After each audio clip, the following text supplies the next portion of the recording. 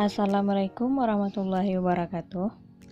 Baiklah, di sini kami akan mempresentasikan materi audit mengenai Audit of the Acquisition and Payment Cycle, Test of Control, and Substantive Test of Transaction and Account Payable. Baiklah, sebelumnya kami beranggotakan 6 orang. Yang pertama yaitu saya sendiri, Mary Yulia, Indah Musfita, Rizalul Fikri, Farah Fadilah, Putri Nandaleri, dan Jihan Oktani. Pada presentasi kali ini kami akan mengambil 4 topik. Yang pertama, Account and Classes of Transaction in the Acquisition and Payment Cycle. Yang kedua yaitu Business Function in the Cycle and Related Document and Record. Yang ketiga yaitu Methodology of Designing Test of Control and Substantive Test of Transaction. Yang keempat yaitu Methodology for Designing Test of Details of Balance for Account Payable. Baiklah, kita lanjut materi yang pertama. Baiklah teman-teman, di sini saya akan mencoba menjelaskan mengenai akun dan kelas transaksi dalam siklus akuisisi dan pembayaran. Yang pertama, mengenai tujuan audit dalam akuisisi ini adalah untuk mengevaluasi apakah akun-akun yang dipengaruhi oleh akuisisi barang dan jasa serta pengeluaran kas bagi akuisisi tersebut disajikan secara wajar sesuai dengan prinsip akuntansi. Nah, di sini terdapat 3 kelas transaksi yang dimasukkan ke dalam siklus. Yang pertama yaitu akuisisi barang dan jasa, yaitunya penggabungan barang dan jasa yang ada dalam perusahaan. Yang kedua, pengeluaran kas. Nah, pengeluaran kas adalah transaksi-transaksi yang mengakibatkan berkurangnya saldo-saldo kas tunai atau rekening bank milik perusahaan, baik yang berasal dari pembelian tunai, pembayaran utang, pengeluaran transfer, maupun pengeluaran-pengeluaran lainnya. Pengeluaran kas dapat berupa uang logam, cek atau wesel pos, uang yang dikeluarkan melalui bank atau langsung dari piutang. Sedangkan faktor-faktor yang mempengaruhi pengeluaran kas ini adalah pembelian aktiva tetap, pembayaran gaji. Dan yang ketiga, retur dan allowance dan diskon pembelian. Retur adalah pengembalian barang oleh pembeli dan penjual. Allowance adalah pemotongan piutang karena adanya barang yang rusak. Sedangkan diskon pembelian adalah pemotongan harga karena perjanjian antara pembeli dan penjual.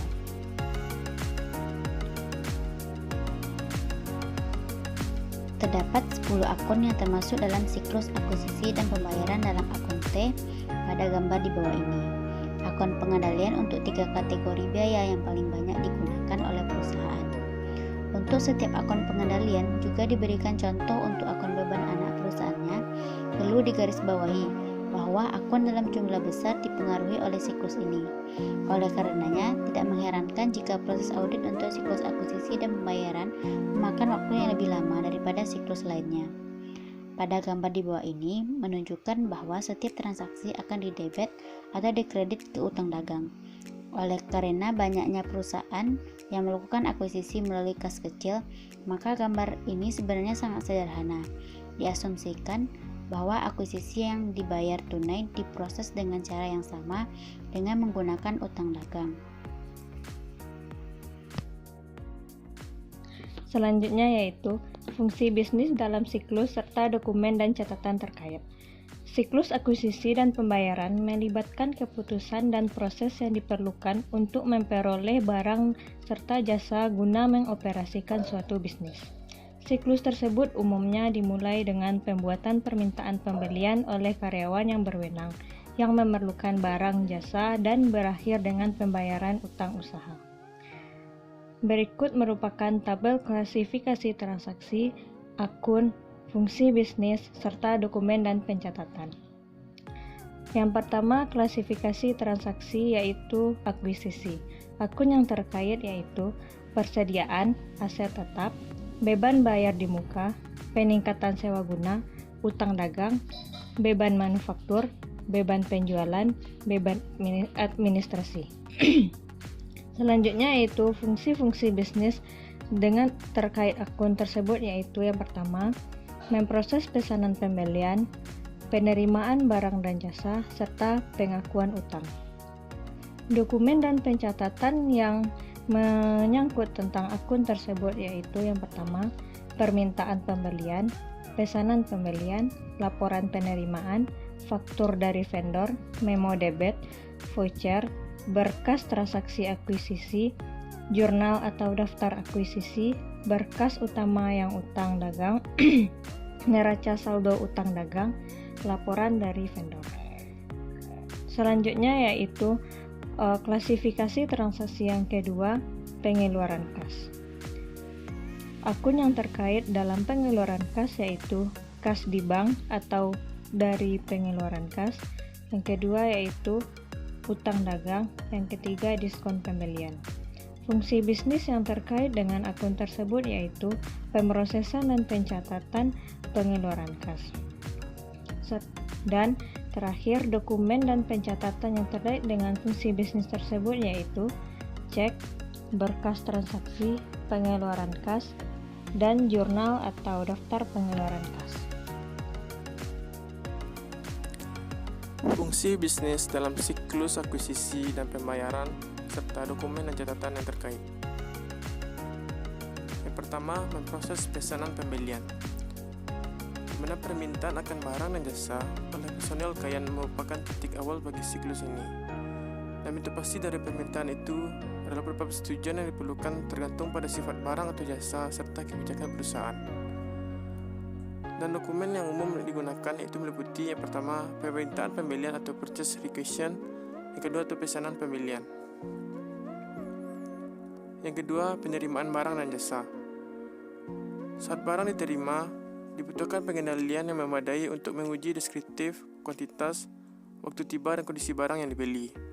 Dan laporan penerimaan adalah selembaran kertas atau dokumen elektronik yang disiapkan pada saat barang diterima.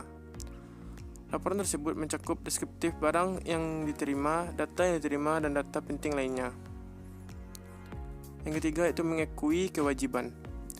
Pengakuan kewajiban yang tepat atas penerimaan barang dan jasa memerlukan pencatatan yang tepat waktu dan akurat. Pencatatan awal akan mempengaruhi laporan keuangan dan pengeluaran kas secara aktual. Karena itu, perusahaan harus berhati-hati mencatatkan semua transaksi. Dokumen dan catatan yang umum meliputi yang pertama, faktur vendor, yang kedua, memo debit, yang ketiga, voucher, yang keempat, file transaksi akuisisi, yang kelima, jurnal daftar akuisisi, yang keenam, file induk utang usaha, yang ketujuh, neraca saldo utang usaha, dan yang terakhir itu laporan vendor. Yang keempat, memproses dan mencatat pengeluaran kas. Pembayaran atas pembelian barang dan jasa merupakan aktivitas yang signifikan bagi semua entitas. Dan dokumen yang berhubungan dengan proses pengeluaran kas yang harus diperiksa auditor terdiri pertama cek, yang kedua file transaksi pengeluaran kas, dan yang ketiga jurnal atau listing pengeluaran kas. Baiklah, pada kesempatan kali ini saya akan menjelaskan materi mengenai metodologi untuk merancang pengujian pengendalian serta pengujian substantif atas transaksi. Pengujian pengendalian dan pengujian substantif atas transaksi untuk siklus akuisisi dan pembayaran dibagi ke dalam dua bidang. Yang pertama yaitu pengujian akuisisi, meliputi memproses pesanan pembelian, menerima barang dan jasa, serta mengakui kewajiban.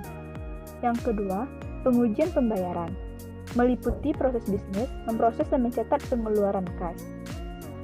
Langkah-langkah dalam melakukan metodologi untuk merancang pengujian pengendalian serta pengujian substantif atas transaksi. Yang pertama, memahami pengendalian internal. Kita perlu mempelajari diagram alur klien, menelaah kuesioner pengendalian internal, dan melakukan pengujian garis besar terhadap transaksi akuisisi dan pengeluaran kas. Langkah yang kedua yaitu menilai risiko pengendalian perencana. Ada beberapa cara. Yang pertama yaitu mengotorisasi pembelian, yang kedua memisahkan tanggung jawab aset dari fungsi lainnya, yang ketiga melakukan pencatatan tepat waktu dan penilaian independen atas transaksi, yang keempat yaitu mengotorisasi pembayaran. Langkah yang ketiga, menentukan lingkup pengujian pengendalian. Setelah efektivitas pelaksanaan pengendalian meningkat dan didukung oleh pengujian pengendalian tambahan, auditor dapat mengurangi pengujian substantif. Langkah yang keempat, mendesain pengujian pengendalian dan pengujian substantif atas transaksi untuk pengujian.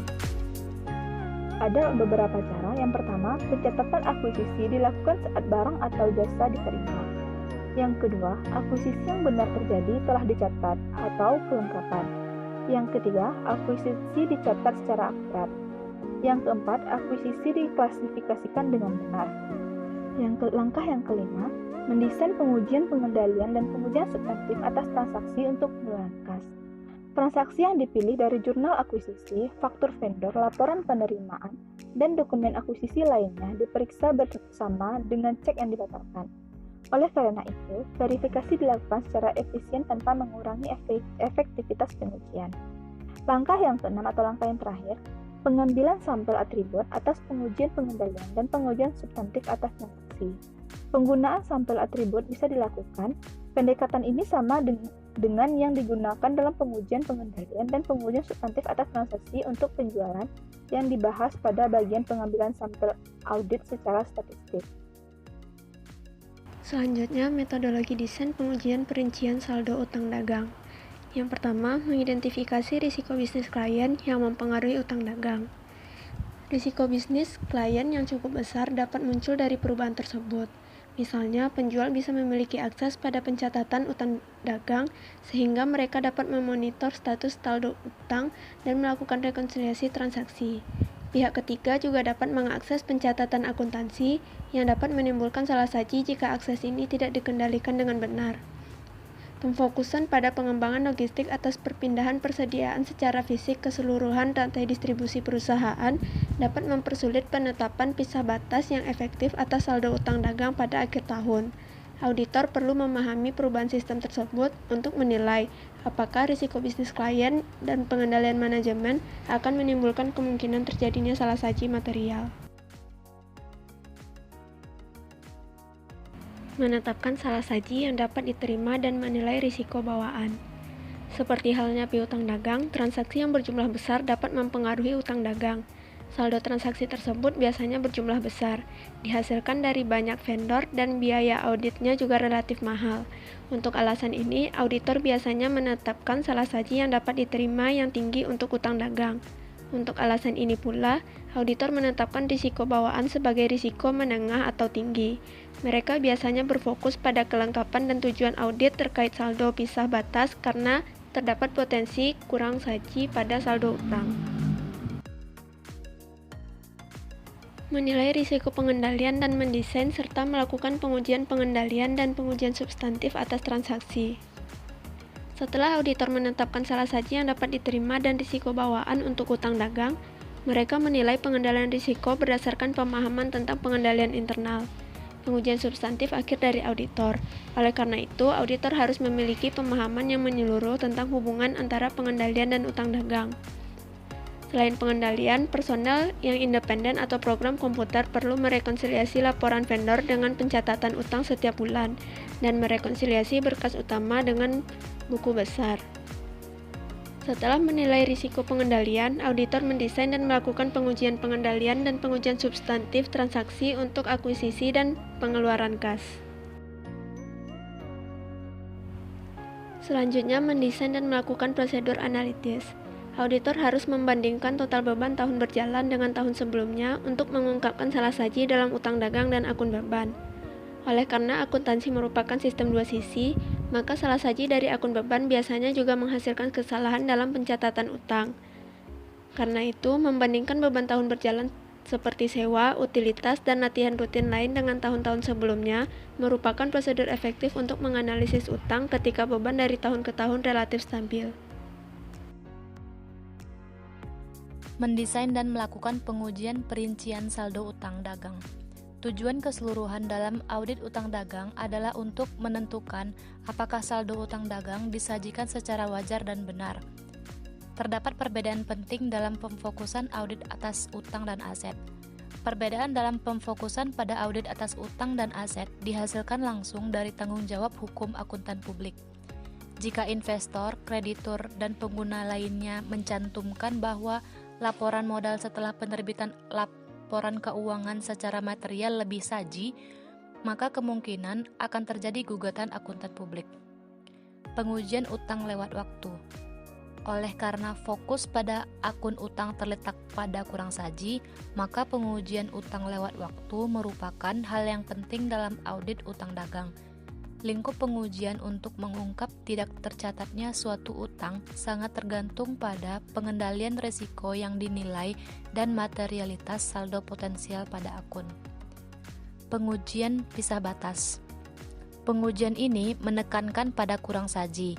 Untuk menguji jumlah kurang saji pada pisah batas, auditor harus menelusuri laporan tagihan yang diterbitkan setelah akhir tahun untuk memastikan bahwa tagihan tidak dimasukkan sebagai utang dagang.